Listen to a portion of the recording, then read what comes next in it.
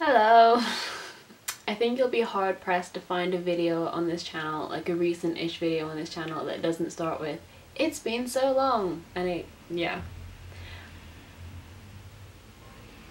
I'm bad at YouTube, it's fine, I'm fine with that, it's fine. But I really do miss talking about books and sharing books and talking to people in the comments and like recognizing people and visiting their channels and seeing what they read. It's just the whole community vibe I just miss, and so I'm back.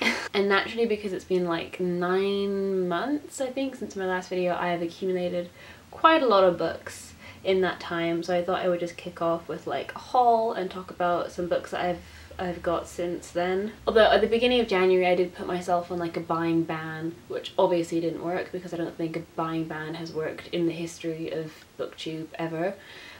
So I have a lot of books, and yeah. The first one is kind of cheating because I did buy this but not for me.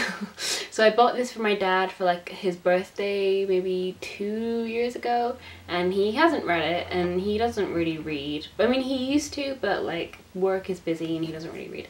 But the trailer for the adaptation of this just came out and it looks insanely gorgeous. Like the visuals, the music, everything about that trailer is just perfect. I've watched it like 10 times. I don't tend to watch trailers, so that's, you know, saying something. So I really wanted to read the book before it came out, so I sneakily stole this from my dad's bookshelf. Also at some point I picked up A Room of One's Own by Virginia Woolf, which is like very famous feminist essay, I want to say. I don't think it's fiction, it's an essay.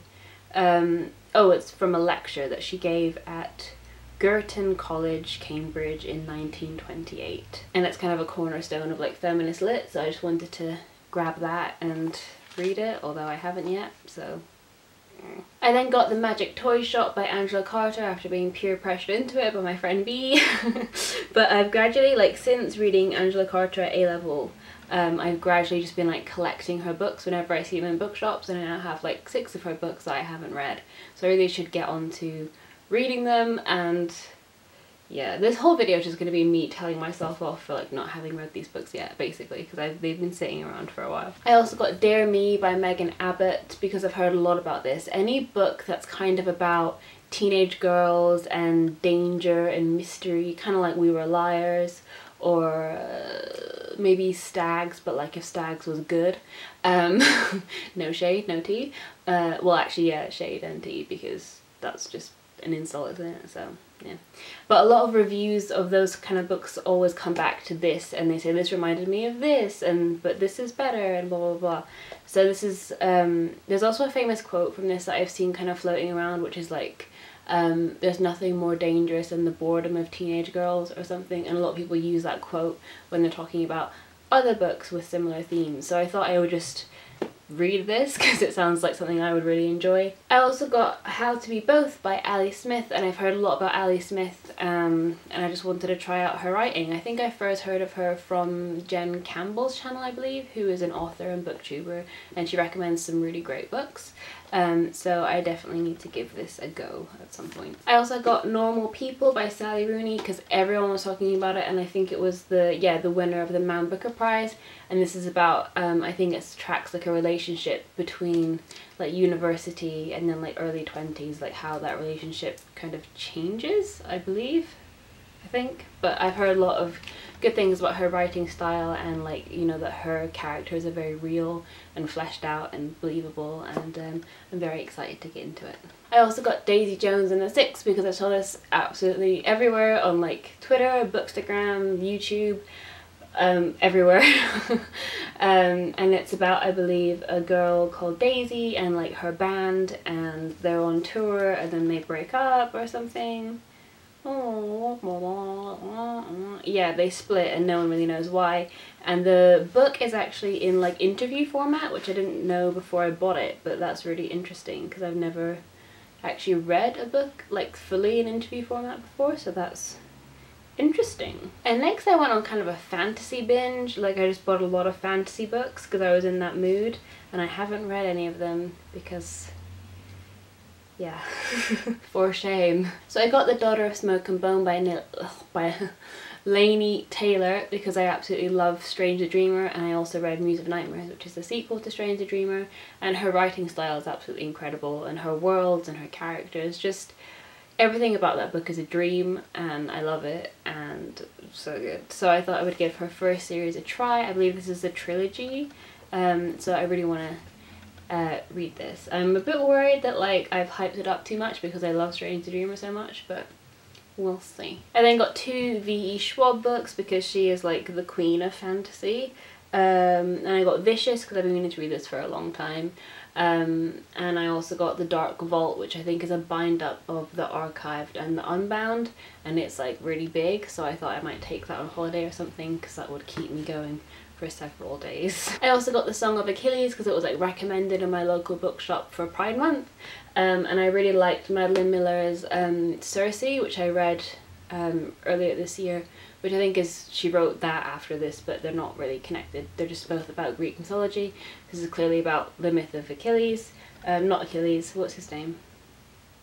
Yeah, Achilles. Why wouldn't it be Achilles? It literally is on the cover. I don't know. So yeah, I'm excited to get into this. I'm very into Greek mythology, as people who've been on this channel for a while will know. I love Percy Jackson and all of that stuff, and just myths and stuff are cool. So you heard it here first. And then I also got this huge bind up of Holly Black's fairy series, which does not help because she has like a million fairy series, but it's a bind up of Teeth, Valiant and Ironside, and it has a new short story. Yeah, basically she has a series about fairies and they're all in here. That's it. But also I read her, obviously I read Spiderwick when I was a kid, but her Cruel Prince series is really good. I read the first 2 books in that, and then I'm waiting for the 3rd one, which needs to come out sooner. But until then I might have to read this and, you know, just, you know, keep the cravings at bay. I then got Priory of the Orange Tree because everyone was talking about it, and it's beautiful, but it's literally bigger than my head. Like, it's actually bigger than my head, which is semi-intimidating, but yeah. I've also not read any of Samantha Shannon's books before, so it's kind of a little bit bold to just buy this huge book not knowing whether or not I would like it, but I thought, you know what, it's summer, this is orange, I was in the mood, and I threw caution to the wind, as they say, and I got it. Some of these books are huge. I really don't have enough time. I gotta quit my job. Like that's what I'm learning here. I just gotta quit my job so I have time to read all of these books. I got a little bit more into manga this summer because there was a manga exhibit at the British Museum that me and my boyfriend went to, and we also went to an event at Japan House where Naoki Urasawa, who is the author of Monster, was doing like a talk and launch of his new series, and he's really nice and he sang a song and it was really cool. So I bought volume 1 of Monster because I wanted to give it a try and just like support him because he's a really nice guy. And then also at the British Museum exhibit, they had a copy of Princess Jellyfish in like this library bit that they had in there, and it sounds really cute. It's about these like 4 or 5 girls who basically are like super fans of like manga and boys love, and they just live in an apartment and they're scared of like real people and the outside world, and I was like, same. And every time I've seen it in a bookshop I've wanted it, but I was trying to not spend money, so then my boyfriend got it for me, which was very nice of him, and I've started reading that and it's very adorable and really cute. And I think if you're looking for like an introductory manga, this would be quite a good one because it's just really easy to read and it's just really cute and the illustrations are really adorable, and I think it's kind of hard not to love it. So this has been fun. I like talking about books. I have no idea if anyone's actually watching this because I've been gone for centuries and probably everyone's forgotten about me, but that's fine. So if you're still around and still watching, that's cool. Leave a comment down below. I'm so awkward.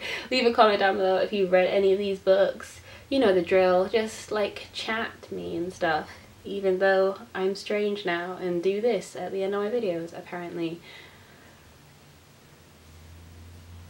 Bye!